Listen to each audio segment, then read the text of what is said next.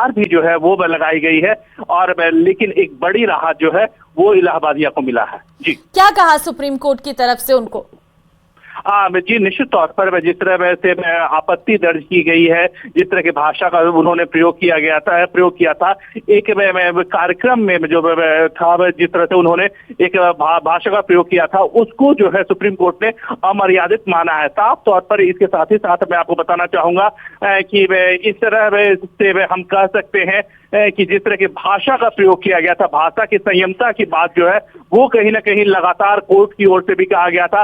और साफ तौर पर जैसा कि हम देख रहे हैं कि कई लोग हैं, उन लोगों की भी आपत्ति कहीं ना कहीं ये थी कि जिस तरह की भाषा का प्रयोग किया गया था उस पर लोगों की भी आपत्ति थी। तो सुप्रीम कोर्ट ने भी उन्हें इस मामले में थोड़ी सी फटकार जो है वो जरूर लगाई है, लेकिन एक बड़ी राहत भी उनके लिए दे दी है कि फिलहाल उनकी गिरफ्तारी पर जो है वो रोक लगा दिया है। जी, ठीक है, लेकिन यहाँ पर उनके वकील के द्वारा ये भी कहा गया था कि उनके परिवार को और उनकी जान को खतरा है। इस पर भी सुप्रीम कोर्ट ने कुछ कहा?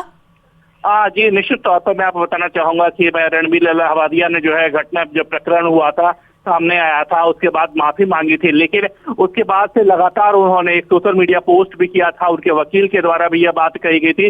मैं साफ तौर पर उन्होंने यह भी कहा था कि उनके परिवार के पास जो है वो लोग पेशेंट बन करके जाते हैं और कहीं ना कहीं थ्रेट की बात जो है वो की गई थी।